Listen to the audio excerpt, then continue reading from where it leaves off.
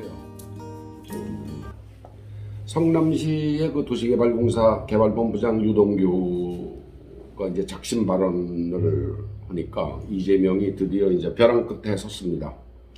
이재명이 재판에 넘겨져서 1심에서 유죄 판결이 나올 것으로 예상되는 시점이 내년 2023년 4월경쯤 될 텐데 1심 유죄 판결 4월경쯤 되면 이제 그때 내남민주당 주새끼들이 배에서 뛰어내리기 시작할 거라 그랬는데 이 시기가 앞당겨질 것 같습니다. 유동규가 폭탄 발언을 한 바람에 눈치가 좀 있는 쥐들은 벌써 끼리끼리 웅성대고 있습니다. 웅성거리고 있습니다. 언제 뛰어내릴지. 야, 내년 4월이면 너무 늦은 거 아니야? 뭐 이렇고 이제 국회의원 선거가 내후년 2024년 4월이니까 1년을 항해 기간이라고 보면 내년 4월에는 배가 출항해야 합니다.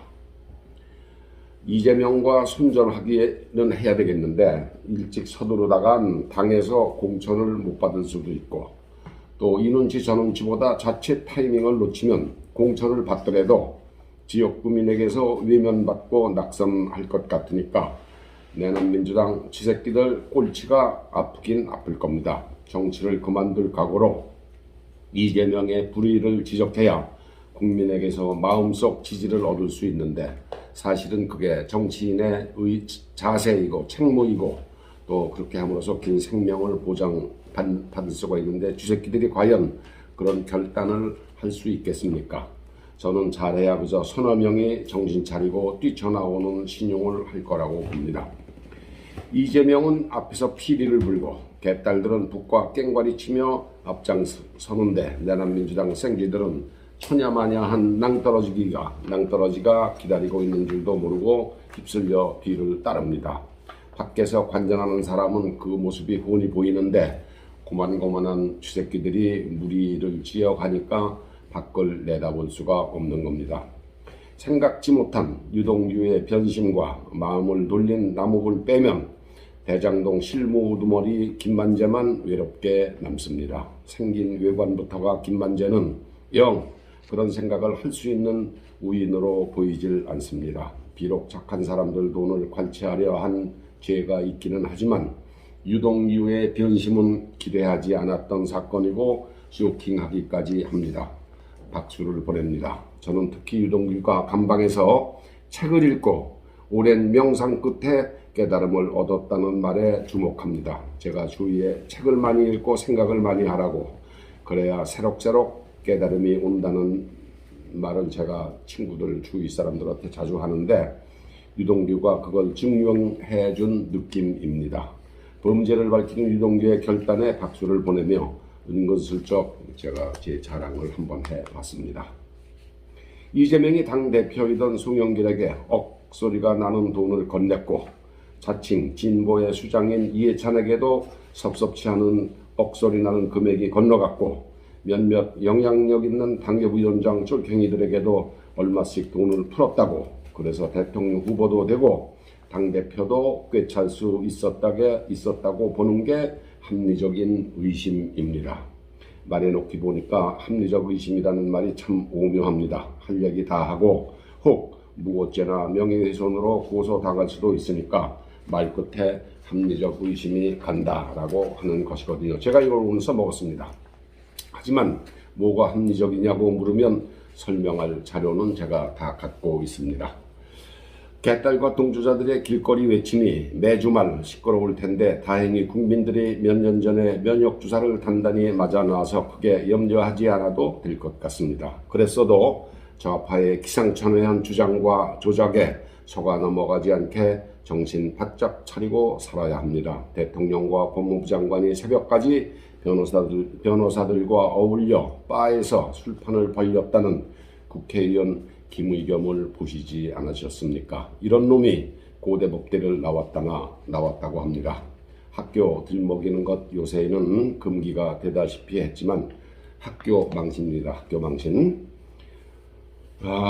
또 중국에 이제 시진핑이 내년 11월이면은 5년씩 2번 도합 10년의 임기를 마치는데 얼마든지 5년씩 연장할 수 있는 공산당 당원 개정을 마쳤습니다. 영구집권이 가능한 현대판 천자가 되는 겁니다. 강경한 공산주의자인 시진핑이 중화민족의 부흥을 부르짖고 민주진영 국가와의 체제 경쟁에서 이기겠다는 결의를 한 지금 우리 대한민국이 택할 전략은 철저한 외교, 그 다음에 그 방향은 동맹과 주변국과의 협력입니다.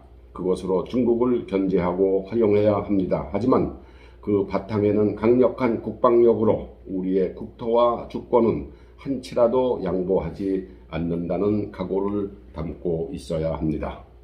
문재인이 했던 삼불 약속, 큰 산 작은 산 해가며 중국 비위 맞히는 것은 외교가 아니고 굴종 등신짓입니다. 국민 한 사람 한 사람이 나라를 지켜야 한다는 면에서 BTS 방탄소년단의 군복무는 매우 바람직한 결정이라고 봅니다.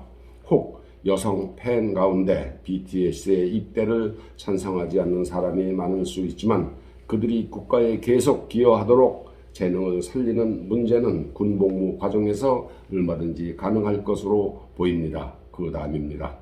국방의 의무를 마치고도 계속 세계로부터 박수를 받는다면 이 또한 더욱 자랑스러운 일이 되겠죠. 코리아 네버 비포. 이제 우리는 옛날의 대한민국이 아닙니다. 코리아 네버 비포. 이제 우리는 옛날의 대한민국이 아닙니다. 자긍심을 실천하는 BTS를 저는 적극 응원합니다.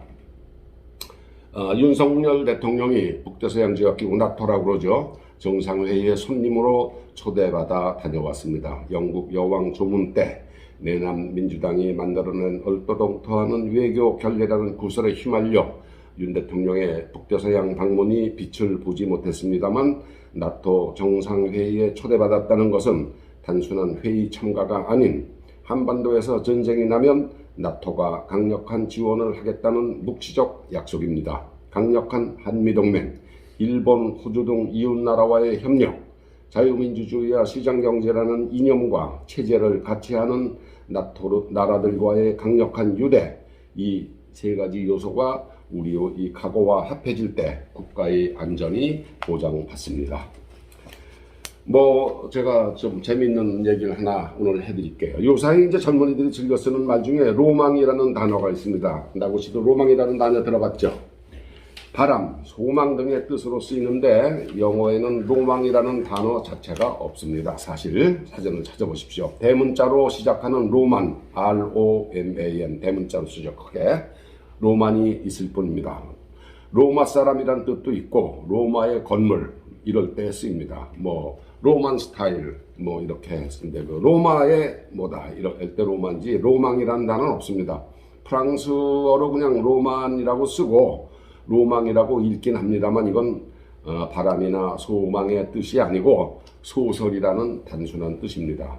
다만 로맨틱이라는 말이 있는데 잘 아시는 것처럼 영웅적인, 신비적인 이런 뜻입니다. 원어 그대로 아주 로맨틱하다고 그러죠. 가장 많이는 낭만적이라는 뜻으로 쓰이는 로맨틱이라는 단어가 있습니다. 일본 사람들이 로맨틱을 한자 낭만 이렇게 쓰고 로망으로 읽습니다. 이게 고스란히 우리에게 자리 잡은 겁니다. 그러니까 로맨틱을 일본 사람들이 낭만이라 쓰고 로망 이렇게 쓰니까 우리도 로망 그러면은 아주 굉장히 무슨 바람, 소망, 바람직한 희망 이렇게 하는데 그 일본 사람들이 쓴 낭만을 로망으로 읽는 걸 이제 따와서 잘못된 겁니다. 사실 이 로맨틱, 낭만 또 일본 사람들이 그걸 로망이라고 낭만적 바람의 뜻으로 쓰는 것은 우리 한국 젊은이들의 과도한 언어 유희이고 억지 춘향입니다.